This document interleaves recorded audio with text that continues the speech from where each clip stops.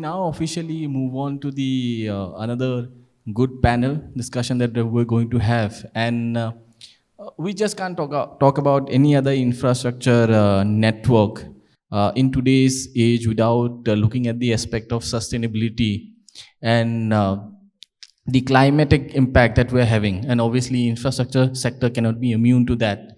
Uh, as we know, one of the initiatives, most ambitious initiatives of the Indian Railways has been for the 100% electrification of the network, plus the entire aspect of how you make the system green in terms of even the solar and power energy aspect that you're looking into. Is it possible to go off the grid and have a complete solar or non-renewable energy backed up ecosystem? I mean, those are the aspects that we will be sort of talking about. So thank you very much for both of you taking your time out. I really appreciate it. I would really, start with Viral, because ladies first. And I just wanted to know, your own research and expertise in terms of the railways enabling sustainable sort of an ecosystem, and probably we will look for the freight aspect of it, because as it is already known that if you have to undertake the freight operations in the country, railways is the most one of the sustainable ways of doing it. I know your aspects and your view on that. I come from the Energy and Resource Institute, and we work on sustainability, and my transportation is on how we can modify and change our transport systems to achieve our nationally our low carbon development goals. So we were projecting the transport demand for the future, and we came to know that around by 2050, our freight transport demand is going to increase 7-folds, and by 2070, it's going to increase by 11 times. That means a huge amount of freight traffic would be moving on our roads. And as we are seeing that currently roads have the major share of freight transportation in India, and they are moving on diesel. Diesel is the highest polluting fuel that we know, and that contributes greatly to the transport and total emissions of our country. So if we want to achieve the sustainable development, go for low carbon development strategy for India, we need to bring down these emissions from the freight transport sector. So if we go as a business as usual scenario without putting in any much additional efforts, the share of railways would not be good enough to bring down these emissions. So currently we are at around 20-25%.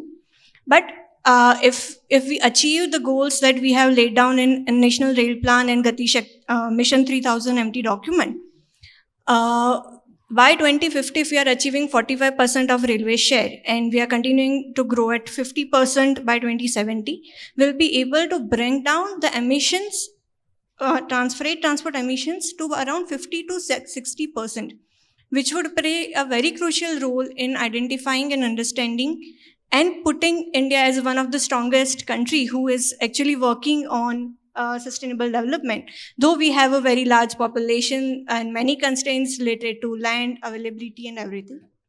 But I believe the railways are one of the key solutions. There are other solutions available in the market for the road segment, but change in technology, change in fuel, change in type of new vehicles takes a time. It would take a longer time to integrate all of the solutions in place. But when we have a very vast developed railway network and the infrastructure available with us, why not we put in more efforts to shift our traffic from roadways to railways? So that is the key aspect that would like to. Thank you for that introductory, knowledge sharing with us, Kumar sir. Your role, you are now literally the point person. If the greening of Indian railway ecosystem has to be envisaged, you are at the driver's seat. The whole ambition of 100% electrification has been undertaken. If you could outline where we are currently, I understand that we are very close to it, but the current phase, if you could elaborate. Good afternoon, everybody. As you said, as Madam also said, railway has an important role to decarbonize. So at present, regarding electrification, 100% electrification mission as our Prime Minister main aim is there, and 96% electrification we have done it so far till this 1st of April. So in kilometers wise, I should say we have 65,000 and 861 route kilometer to be electrified. And out of that, as on 1st April, we have done it 63,456. That is around 96%, and balance 2,405 kilometer to be done. And for that will be done by this year end. With, of course, there are 4-5 agencies were involved. One is the Railways Central Organization of Railway Electrification, from which I belong. That has done around 80%, and other PGCIL, RITES, IRCON, RVNL, and some other agencies, Zonal Railways are also involved. So they are doing some part. At present, the leftover part is in the only in the northeast side and some in southern area. But major routes have been electrified with 1 into 25 kV system. Regarding green energy and all, railway is planning to decarbonize, or you can say carbon credit around in more than 50 tons by 2030. And with the introduction of dedicated freight corridor, because what madam already has said, freight is giving most pollution, and that we have to reduce. That we have to from diesel to we have to transport on electric. So this around 30, you can say around this Delhi to Bombay, or sorry, Dadri to JNPT, and from Sanewal to this Dankuni. Out of that sector, the around 70% has been completed, and with that, at present, whatever the share, what matter 26%, it has increased to around 30%, and with the by 2030, this will be completed. The share will be around more than 45%, because the speed of the goods train has also increased from present 22 in the Indian Railways. With this dedicated freight corridor, it is going to 45, and we can go up to 75 also. So with the small patch going to be completed around 109 kilometer from JNPT leftover, and from Sonnagar to this Dankuni, that is around 535 kilometer. So that is being done with PPP mode. So with after, if they, when those get completed, so around this traffic share in Indian Railways will be, especially for freight, from road to it will be around 50%. And with that, we will do to reduce lot of carbon emissions, and that will be a game changer. At present, also it has done lot of reduced traffic on the main passenger lines, and it had decongested whatever the routes we are running. Earlier there were 5-6 trains. Now we are running 12 to 15 trains per hour, something like that, in that routes. So in that way, by electrification we are doing reducing lot of carbon credit, and we are going for a green. And it will be surprised that Indian Railway is the highest network at present which is electrified in over entire world. Thank you. Thank you so much, sir, for that introduction to the development that is happening on that front. Viral, coming back to you, let's say on both sides, the DFC, the west one is almost near completion. Now we have the eastern part of it. They are the enabling factor in this whole sustainable freight transport. What more changes do you think that can incorporate it in terms of the moving the freight in a sustainable way? At least what I can see, what the Western DFC has done is the double stacking. Yeah, Yeah. double stacking. They because our throughput has increased from 700 metric ton, we can transport up to 14,000 metric ton in a single train, and a long haul train, and speed is also very high. And especially regarding decarbonization, one more point I want to add, especially from Palanpur to near Delhi, where terminal is there, we are doing TOT, truck on train, because that width is of that stock is high. So if when we are increasing our rolling stock and all, so we will put truck onto the train, and we will unload at the this place. So this will lot of decongest the road, and will save lot of diesel and naturally it will all have multiple effects. So at present, every month around 60 trains are being run. Just last April data I'm talking about, and similarly the other these parcels and other things are getting shifted to railway, because with the introduction of this, they are only time bound freight trains are will run, not like train will reach in 1 week or something, like from Delhi to Bombay, like 3 4 days. Now it is 24 hours. It will reach. It will run faster than the whatever the passenger trains are there. So we are running like Vande Bharat train to other things. Vande Bharat Freight Yeah. Express, Vande Bharat, all this freight train will also run like that. Thank you so much, sir. So, Viral, coming back to you, in your research, apart from the electrification and other aspects, all the other areas of sustainability that freight can incorporate, are there pockets where you see that those can also be covered? As I just mentioned, the data Right. and sir also mentioned, the potential of just shifting from road to rail has the highest impact on reducing on our carbon emissions. So personally, what I feel is, sir mentioned that TOT, truck on train, is really taking up, and we are increasing the speeds. So what we like, if we want to identify 2 or 3 points that what actions should be taken that we can drop more freight from roadways to railways, we can come down to, I guess, 3 points. The first is the reduction in the turnaround time and terminal retention time, where we are able to ensure the timely delivery or time bound delivery of goods from one place to another place. And another is the multiple handling of goods. Why more people are interested in truck on train type of movement or containerization? Because that reduces the multiple handling of goods. You don't have to bring your goods to a railway station, stack it at your wharf or your godowns, then stuff it into a particular wagon and repeat the similar exercise at your unloading stations.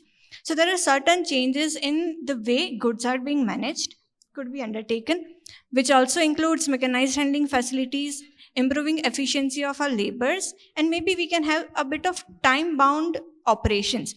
In the last panel, when Chris and everyone was discussing about how we can integrate data information technology in optimizing railway operations, if each terminal which is given an intimation before the arrival of rake that this goods train would be reaching particular place in 1 hour, and so that terminal can ensure that all the labor or the task force which would be responsible for unloading the rakes and would be responsible for taking the goods out of the wharf and the railway station and keep it to the particular go down or the point where it is going to be utilized, they can be ready in time.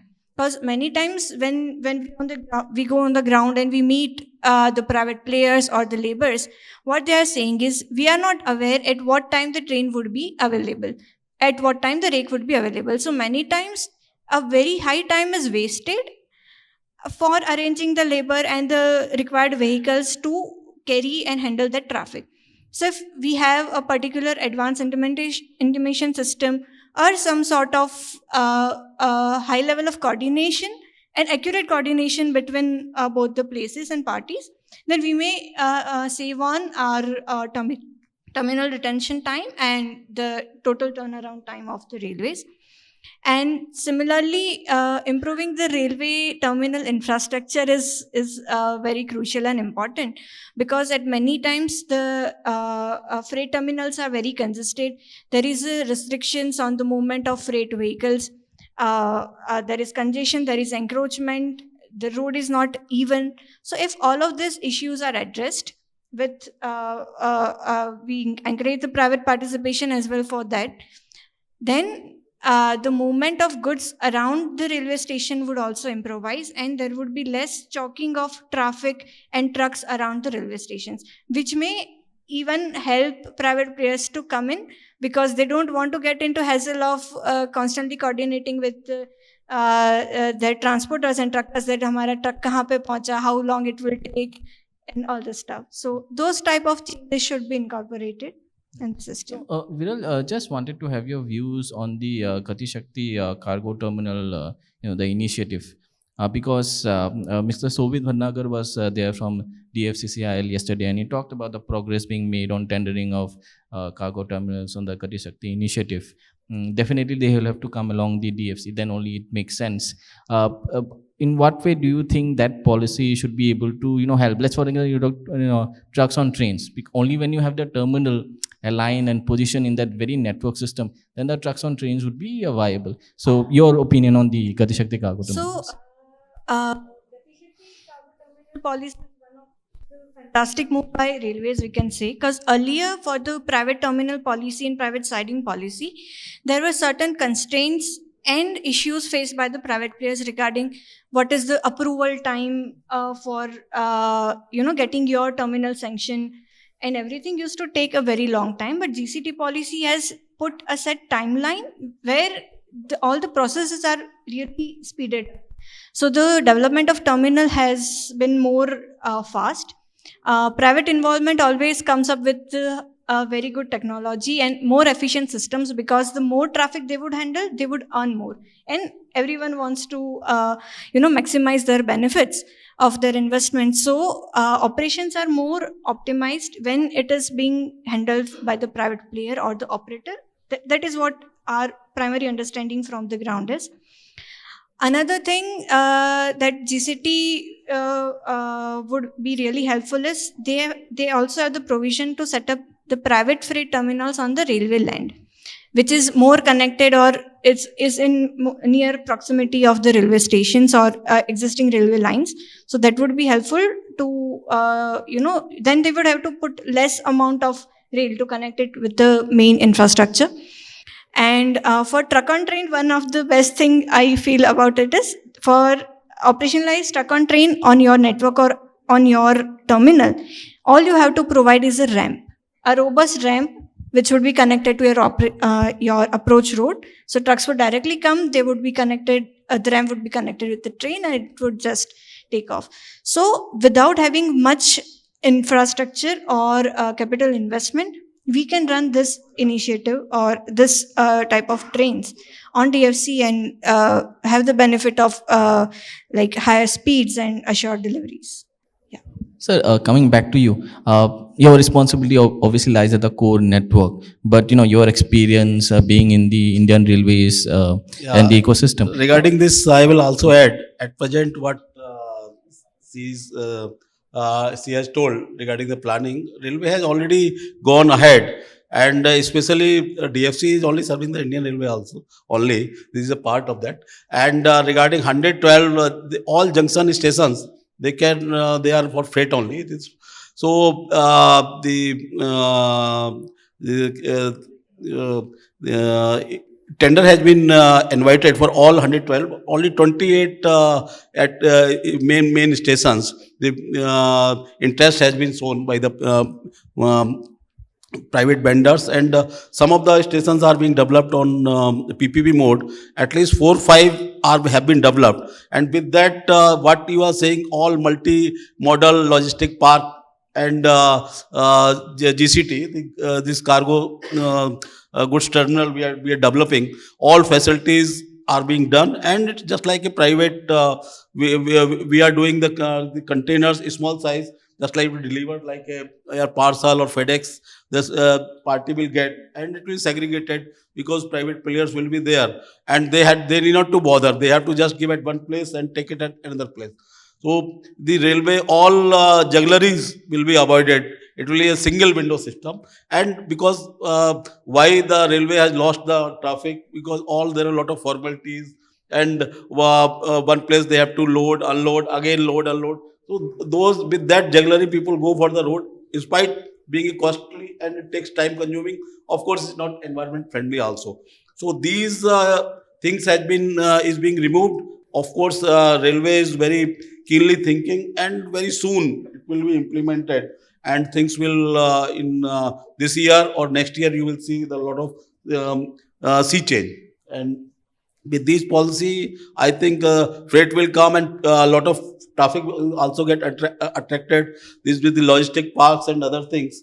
Naturally, there will be a profit, and this they will run from not on railway network, from DFC route. So the all going to the they are other than the they are near the city, not near not in the city. So that congestion that will be avoided, and will give the faster movement.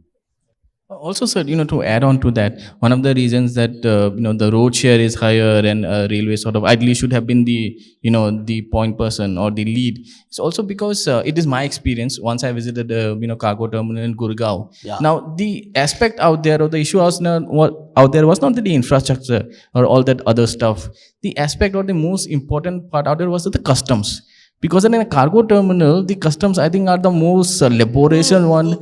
They all the custom and other formalities they will be called, and it can be cleared at the in the terminal itself. Right, sir. Because without that, this traffic will not move. Right. Container cannot. So that I was trying to highlight is that the custom compliances on the rail side probably Railway is coordinating with them, Right. and they will ensure that that will be done in the time. All right, sir. Sir, another question to you. You're obviously looking after the electrification of the sustainability of the core, Yeah. tracks and electrification.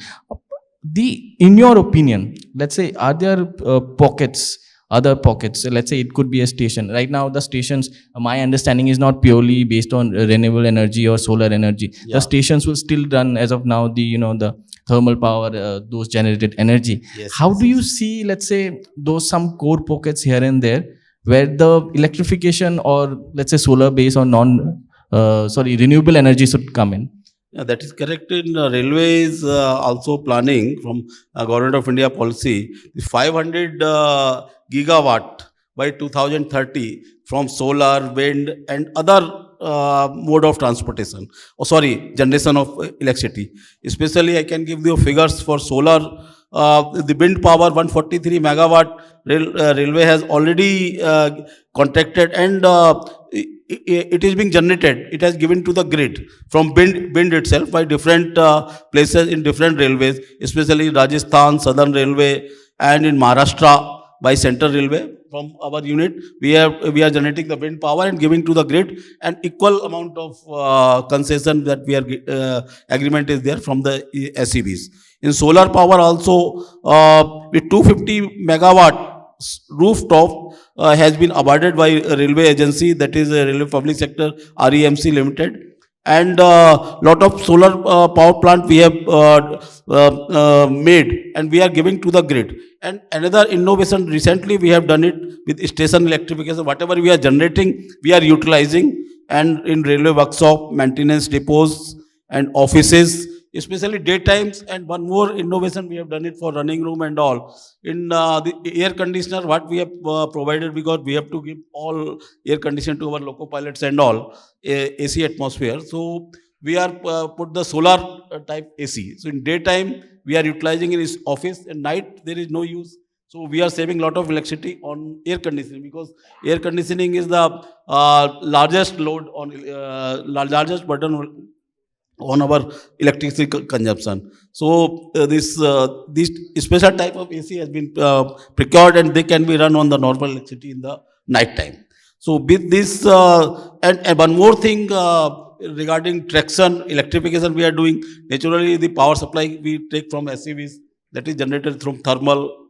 So in that direction also we have in as a pilot project in Bina near ETRC, that 1.7 megawatt solar power generating station. This traction power is in 10 acres solar the land we have provided. We have taken the help from BHEL, and it is feeding to directly to the traction power supply. So we are not taking power from any grid or any thermal substation from 130. We are directly just generating 25 kV and feeding to our system. So that is a quite game changing and quite energy saving also. So and with this some demo was also tried and all those things. That is for the lighting, but not for traction purpose. This is the first time we are doing the traction purposes. Sir, just to follow up on that, your take as a stakeholder, will 100%, let's say, green energy is possible for major junctions? That's for Delhi, Mumbai, Chennai. I understand like the comparatively smaller stations can be part of the solar grid or renewable energy grid, but what about the bigger station? Can we ever have the Delhi junction, Old Delhi or New Delhi railway station run completely on green energy, sustainable energy? We are planning for that completely, but we have to do the mix also, because in night time or sometimes some climatical and all, we can save the energy through the battery inverters are also there, and special type batteries, lithium batteries. It is being planned, but it is being done in a step by step measure, not in a holistic. Thank you so much. Viral, coming back to you, in terms of the freight composition of the Indian railways. Now, yesterday we had a speaker who said that right now coal is the dominant part of the freight mix of Indian railways. Now, going forward, and it obviously it will evolve in the decades to come, years to come. The coal probably will, if we assume that trajectory, will come down. In that sense, how do you see Indian railways sort of balance? There is this target of 45%, yet your major commodity, and it's a fact, we are right now will have to accept all those ESG measures that we have to adopt. So how do you see that mix going forward? How will that be balanced out? So we have seen railways as a bulk carrier, and coal has been the key commodity that railways has been transporting since years. But we also have a fairly good share of iron, steel, mining products, and cement, or food grains, fertilizers, bulk commodities. But with the development in technology and the advancements which are coming in, and here I would also like to mention uh, many private players are also now chasing towards carbon credit, establishing themselves as a green or sustainable or climate conscious brands. They are exploring ways that how we can decarbonize our supply chain as well, because transport emissions would also be playing a major role in their overall emissions. So when we are talking about DFC and the potential it brings to the railways, uh, Amazon has currently started using NMG rakes for at least one wagon per day. I guess they are traveling on DFC, 3 wagons, yes, sir. So they are now using palletization, where there are small parcels, small goods. They are making pellets out of it, which are easy and faster to handle. So they would just, the freight would come from, let's say, Maharashtra around Bombay region, and it would be in pallets in the trucks. It would be transferred in railways within an hour. The whole wagon is being filled, and it's ready to dispatch. So private players are also taking up certain initiatives to incorporate railway in their systems. Currently, much of perishable traffics is now shifting to railways, as Amul is transporting their milk on DFC, and parcels are relatively in a lesser share, but they are getting into it. Another commodities that railways is focusing and should emphasize on is the container. The more we go for containerization, the better leverage we would have in terms of establishing as a key mover in the and having a higher model share. And the freight, and as import and exports are growing exponentially year by year, connecting all the key ports would have a greater impact and bring more revenue for railways. And somewhere what we I personally believe is that having a rake directly unloaded at the ports has many benefits in terms of time, and your wharfage and demurrage charges at ports are very high. But and at the same time, one rig can move, and on the DFC, one rig can move more than around 70 to 80 containers. So, and if it is this movement is being done by the trucks, we will need more amount of trucks, which may take a longer time, and maybe the private player has to pay for the demurrage. So these are certain areas where private players are also benefiting in terms of time, in terms of their image, or their decarbonizing their operations. And for the automobile traffic as well, we are running NMG rakes. We have special freight train operator schemes and freight forwarder scheme, where There are players operating from Ahmedabad and Gujarat region who are sending the daily consumer goods, FMCG goods, to the northeast area, which is very faster movement by the train. So these are certain areas where private players and railways should focus on, that how they can bring in more traffic, what sort of more business friendly policies or certain changes they can do in their infrastructure or their business policies, so that this actually gets converted and it gets scaled up to bring in more traffic to the railways. Yeah. And also because I think another policy framework that we can bring in into this, because you talked about ports, right? Connectivity to ports. I think the Sagarmala policy also aims at, because the in the Sagarmala policy, the Sagarmala Development Authority, they are mandated to actually connect the ports to the good railway network. I think that's where the another policy aspects comes in. We do not, it's not a shipping event, so we don't have today and attendance from Sagarmala. So that's a very good thing to know. Coming back to you, sir. The Indian Railways, maybe I think about, let's say, 4 or 5 years back, started experimenting with this demo solar unit. I think it was from Delhi to one place in Haryana, Farrukhnagar. Sir, wanted to know if you could elaborate what happened to that. Probably it was a pilot project or something. It was that was tried solar demo that was for generating electricity for light and fans. And now railway is planning for traction this hydrogen the capsule waste fuel for traction for running this instead of diesel we want to use the hydrogen. So at least around 200 crore has been earmarked for this by the railways, and 35 trains we are planning, especially in this, especially in Jaipur side, to run as a pilot project. And I think this year that was with the earlier with the solar. Now it will run with the in place of solar. This is this hydrogen fuel cell. One Hyderabad-based farm is developing for railway, so that has been planned. You talked about the hydrogen aspect. Now that is all over the news. The next stage is going to be hydrogen. These are obviously coaches in terms of powering the lighting and everything. This is the hydrogen will be for the traction. Yeah, traction.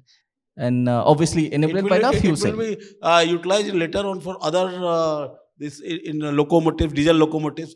We will replace the hydrogen as a fuel, not as it will also further, because it doesn't give any emissions. It gives only water vapor. But water vapor, that is not a non-polluting. So that is also, you can say, green initiative by railway. So, sir, when are we on the aspect of adoption of hydrogen locomotives? Yeah. Because in the Europes and the other countries are they at the advanced stages? Where are we? Because we are railway already very serious. I think 1 or 2 years. So this year first train will be run by this year. I think it is on. I cannot share the full detail. It will be inaugurated, I think, within very. It has been planned by the end of this year, and others 35 trains will run on this simultaneously. But sir, because we are primarily depend on the locomotives, electrical locomotives. Yeah. Is it possible to see, or is it feasible that the entire diesel or electrical locomotives go out of the No, network? that is not possible, because you require diesel, because you cannot eliminate. Because when there is some problem of failure in yard, other things, you require, when we do any breakdown, any restoration is there. So we do with the diesel, because at the first we have to switch off the electricity, and then only we do the restoration. So how we can do without diesel? So diesel, we cannot, of course, with the hydrogen and other things, we can CNG also. We will have an alternate fuel, but 100% we cannot say diesel will be eliminated. That is not feasible.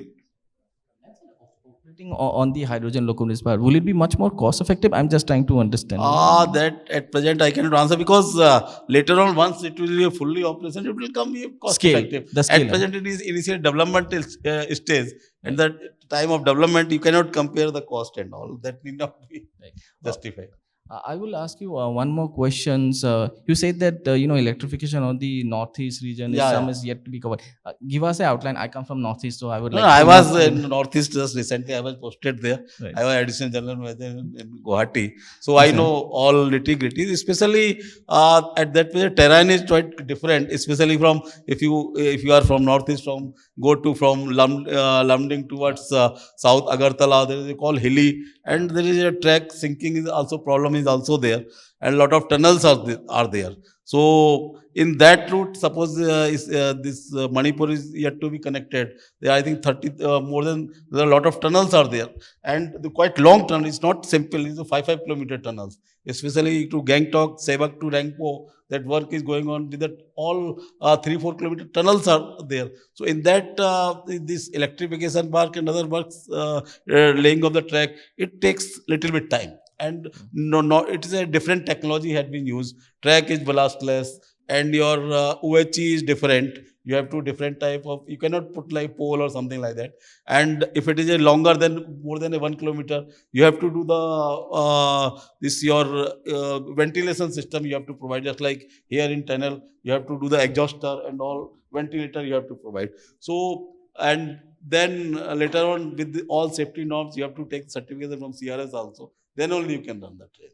I mean, sir, the Because aspect. at present, whatever the just I'll say this is from Silchar to Jiribam. Of course, that is in Manipur. But every year we have to take the certification from CRS. There is because some lacuna is there in the tunnel, and for that CRS comes again. Here it gives for next 1 year to run the trains.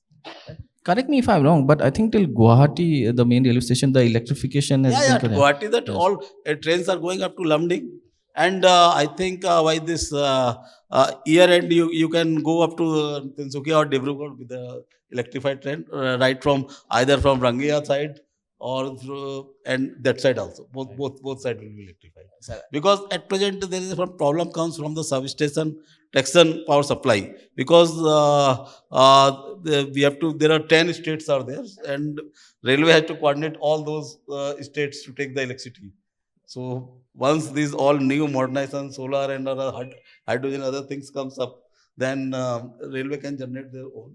So the reason why I asked you because I grew up in Guwahati and I grew up in Maligaon because my father was in the railways and the railway track ran in front of my house. But Yes. at that time it was not electrical. Now it is Right. electrified. If you go, it's all electrified. I was also living in the Maligaon itself. A beautiful town, sir. Yeah, yeah, yeah. So Viral, I think the last closing sort of comments we would like to have it from you. You represent Terry, right? If you could give us an outline, Terry's whole sort of research, the initiatives you guys are taking in terms of the railways, the sustainability part of it, the greening part of it, the freight aspect of it, the Terry's overall contribution. So, Terry, the Energy and Resources Institute, many of people I met here are somewhere related with Terry. So, we work in the Sustainable Development region. We started as with focus on energy, and we completed 50 years as a research organization in here. So, we work on sustainability for buildings, infrastructure, transport, industrial energy efficiency, fuel economy, renewable energies, innovations in agriculture, water, wastewater, solid waste management. Like throughout majority of all the aspects that we can think about, that here certain interventions on sustainability should be taken care of. I come from the transport team, transport and urban governance, which, as the name suggests, we work on cities and transportation systems, that how we can optimize them, we can decarbonize them. So, in the roads transport segment, we are primarily working on the freight and bit of a passenger transport. Two or three strategies that we are majorly working on these days. Electric vehicles, as everyone knows, are the kind of future for the transport decarbonization and sustainability in the sector. So, how we can penetrate more number of electric vehicles? What are the key use cases? What are the difficulties, and how the higher scale adoption of EVs could be taken up? Another favorite area of work is railways. So for the railways, we have undertaken two very big studies that spanning across total years of around 3 to 4 years. In the first study, we worked on the particular commodities like cement, fly ash, steel, containers, parcels, that what is the current scenario of movement of these commodities in India? What is the share of rail and road? What are the difficulties when it comes to transporting these commodities by rail, and how it can be optimized? And in the recent study that we completed a year and a half ago, we have focused on three aspects. One is terminal operation and management.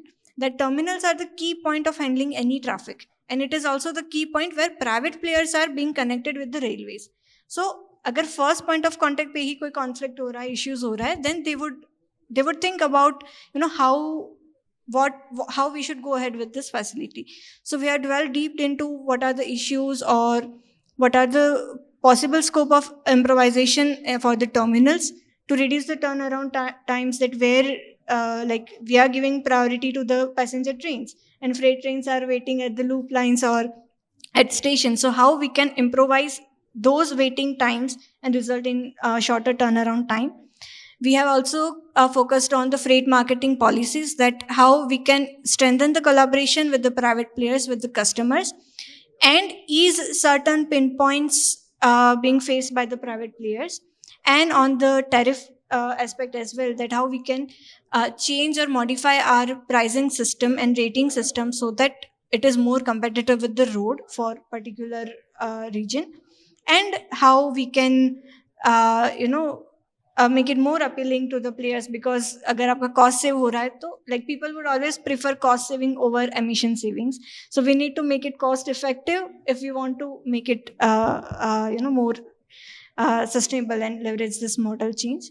Currently, we are working on truck on train service on DFC, and we are exploring that how we can have more number of BRN rakes incorporated in the system, because wagon availability is one issue that private players are currently facing on.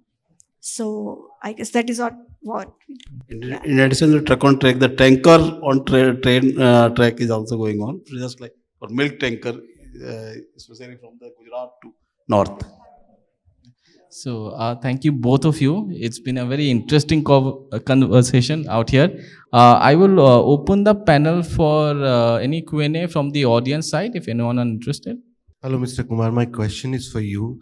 I just have a couple of doubts if you can clear. First is, when we talk about 100% electrification, is that possible? Because hill areas, to my understanding, are the areas where electrification is not possible.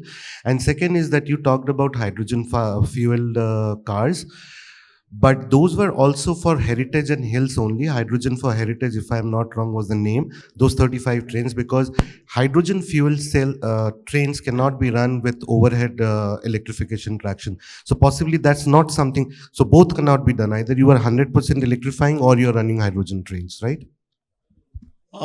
Regarding this 100% electrification, of course, there is a catch, because total route is 68,000.